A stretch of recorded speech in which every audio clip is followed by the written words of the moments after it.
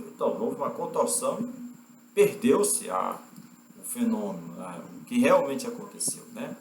Então foi enforcado, outro diz que foi apedrejado, mas não tem nada a ver com o registro dos evangelhos e dos livros mais antigos, que está relacionado aos evangelhos. Então, aí, quer dizer, mais uma informação incorreta, né?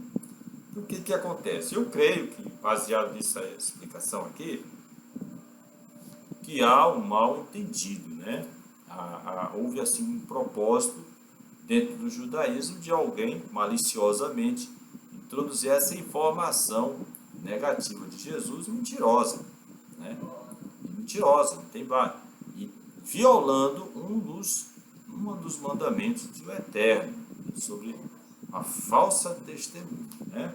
Tá vendo? Então, o caso é sério, né? Eu não estou entrar assim, muito no assunto do Talmud, tudo que é o Talmud, não. O Talmud é maravilhoso. O Talmud é importante. Eu ia falar do Rabi Akiva, que provavelmente é um dos que contribuiu muito para a existência do Talmud. E Rabi Akiva, ele não pode nem falar de Jesus, porque ele era analfabeto, morava em uma cidade na terra de Israel, só veio estudar 5 anos depois que Jerusalém foi destruída, à idade de 40 anos. Ele era mais voltado para o trabalho de pastor, né? Ele só veio se despertar para a fé, mesmo conhecimento da Torá, nos anos 75 ou no ano 80, e estudou 12 anos, depois mais 12 anos. Então ele teve a formação completa de rabinato lá para os anos 90, já no final do primeiro século, né? Então, o que ele sabia sobre Yeshua? O que ele sabia sobre Yeshua? Aí, se você voltar para trás, antes de ele estudar,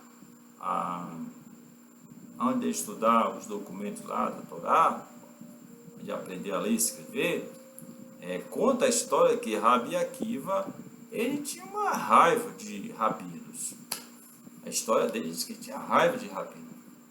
Aí, por que ele vai ter raiva de rabino? Porque rabino tinha moral naquele tempo. Rabino tinha outro sinônimo, né?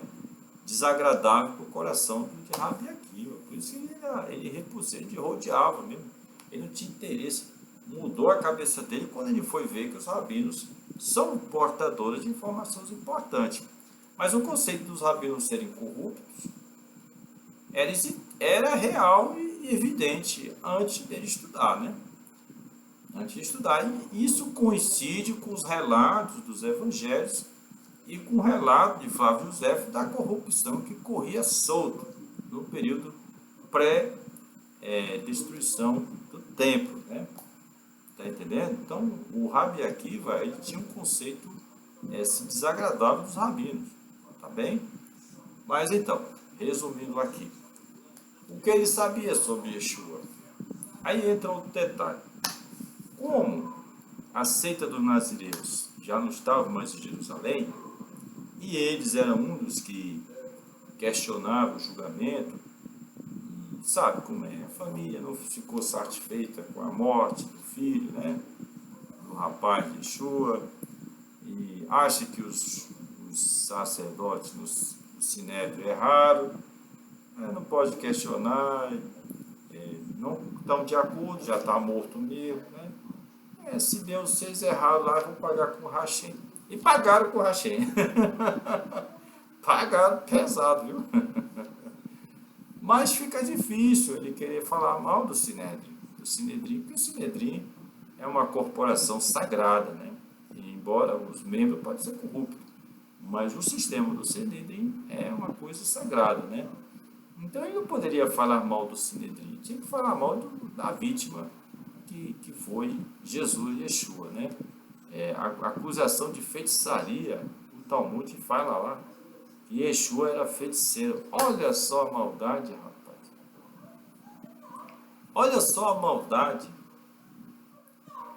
Yeshua é feiticeiro.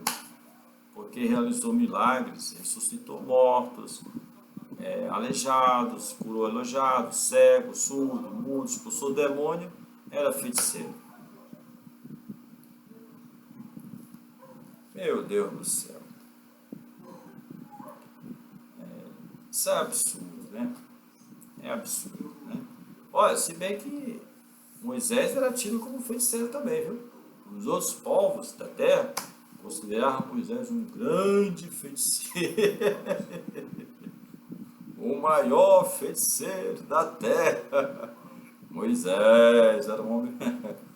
Porque os poderes de Hashem se manifestavam através de Moisés. O mesmo aconteceu com Yeshua. Os poderes de Hashem se manifestavam em Yeshua. Por quê? Porque ele, Yeshua é Jesus que estou falando, porque ele era errado. Shema Israel, Adonai Eloheinu, errado. Quer dizer, Adonai errado. Então, ele era um com o Eterno. Então, o Eterno se manifestava o seu poder com ele. Então, isso foi um resumo, tá bem? Foi um resumo gostoso. Eu espero que tenha aprendido, tá bom? E você, judeu, valeu os evangelhos, viu? Não despreze o Talmud, tá bom? Mas questione as coisas que se fala sobre Jesus no Talmud, né? Veja os dois lados, tá bem? Não estou dizendo que você tem que rejeitar o Talmud. E as pessoas que promovem falsas acusações um contra o outro, né? Por exemplo, Jesus ele era odiado pelos rabinos, né? A sua seita era odiada, vai lá ler a história. Então, era natural que se falasse mal de Yeshua, né? E ao longo dos séculos, muitos judeus não conheciam a história de Jesus, né? O que tinha acontecido com a sua vida, né? A igreja romana, né, que já estava lá em Roma, cristã, né, ela promovia debates, num dos debates até os rabinos, eu não conheço Yeshua, não sei de nada sobre Yeshua, talvez nem soubesse que no Talmud falava sobre Yeshua, está lá, né, o pessoal não conhecia o Yeshua, né, então vamos lá, vamos tentar desvendar esse mistério, que o Senhor Deus abençoe você. Deus faça você crescer e prosperar. A paz e a misericórdia do Eterno esteja com todos nós, né? Todos vocês também. Amém? Obrigado por esse vídeo ter assistido.